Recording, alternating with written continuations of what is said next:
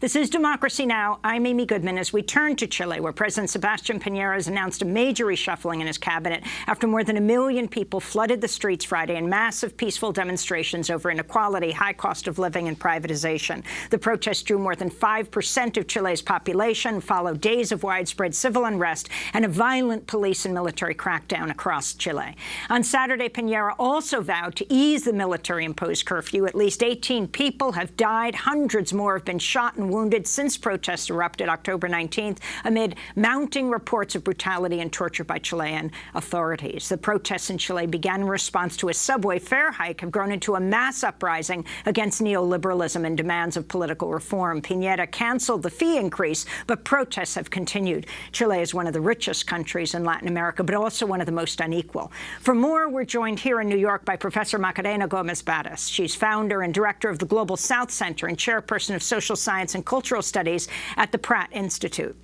Author of a number of books, including Where Memory Dwells, Culture and State Violence in Chile. Her mother worked in the Allende government that was overthrown by the Pinochet regime. Macarena came to the U.S. just after the 1973 coup. And we're joined in Santiago, Chile, via Democracy Now! Video stream by Alondra Carrillo Vidal, a spokeswoman for Chile's largest feminist advocacy group, Coordenadora Feminista, temem. The group organized the largest feminist mobilization since the end of Pinochet's dictatorship. We welcome you both to Democracy Now! And we're going to begin with Alondra in Santiago. Can you explain what happened this weekend, the massive protests that took place, and what you're demanding? Yes, I can try to explain, because I think it's really not possible right now. But I can try. Yes, what we saw Friday was the largest mobilization since the end of the dictatorship. Maybe it's similar in size as the mobilizations to end the dictatorship of Pinochet.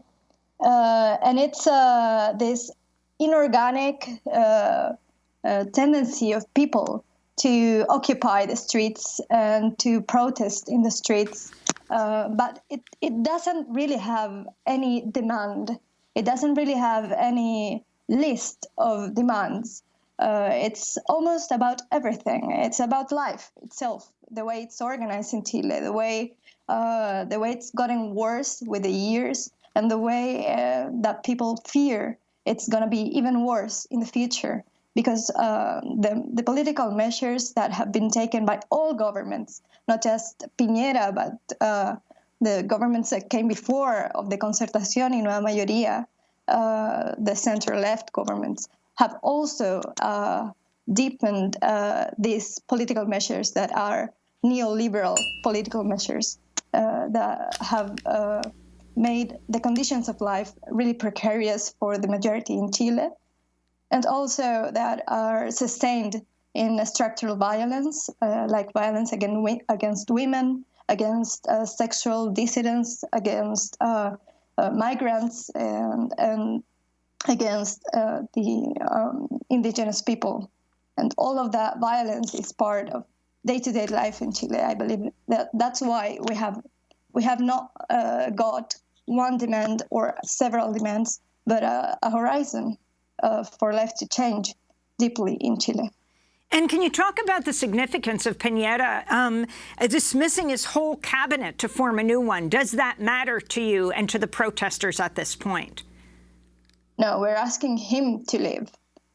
People want to overthrow this government because they are responsible not only for the political measures that have made life precarious in the last years, but also he's responsible politically for the rapes, the sexual political violence that has been taken by the military and the police. He's responsible for the disappearance and murders of people in the last week. So I think he's taken a desperate measure with this asking all his ministers to leave, but it's a desperate measure that will not calm people, because that's not what we want. We don't want this government to reorganize itself. We want them gone. Professor Macarena Gómez-Barris, you have been involved in the struggle in Chile back through your family, working in the Allende government. You then fled to this country after Pinochet rose to power.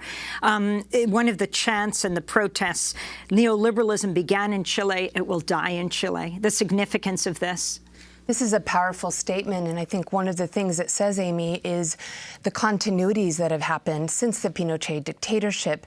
As you may know, Chile was the birthplace of neoliberalism in many ways, and structural adjustment and the link to the Washington Consensus was strong there. And there's been ongoing pressure on people creating precarious conditions for many, many years.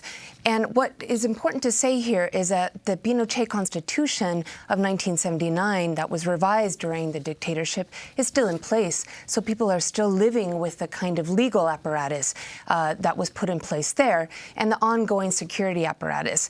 There's much to be said about what's currently going on in Chile. And one thing that has not been documented in the news very directly is the connection with the indigenous, anti-indigenous legislation and the kind of terrorism, the discussion of terrorism and the discourses of terrorism that have been used against Mapuche, Pehuenche, Huiliche peoples in the Southern Territories. And this has been going on for the last 30 years, since the 1990s. We see this transference of what's happening in the Deep South now to Santiago and other places. And this is a really important discussion because it has served as a lab for the security apparatus. And so the human rights violations, the kinds of tortures, the disappearances, they have continuity with what happened before, but it's also continuity with what's been going on much more recently in indigenous Chile.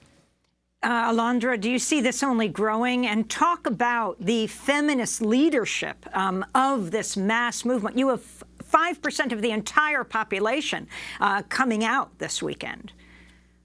Yes, I don't know if it's been a leadership, but it's been an important participation in this, because I say it's not a leadership because this has no leadership at all, I believe. People are organizing from below. And what we have done as feminists is we're saying we're encouraging people to organize local assemblies to take care of many things. One of them is care, collective care of children and the elderly, local assemblies to take care of food and sustainment, and also to open a discussion about what we want for the future and what we want as a country. What we have done in March 8th with several hundreds of thousands of women in the streets is to put forward a political program to confront many aspects of life. That has been a horizon of the feminist movement in the last year. Alondra, we're going to go to part 2 of our discussion in a moment, and we're going to post it online at democracynow.org. Alondra Carrillo Vidal speaking to us from Santiago, Chile, of the Coordenadora Feminista 8M.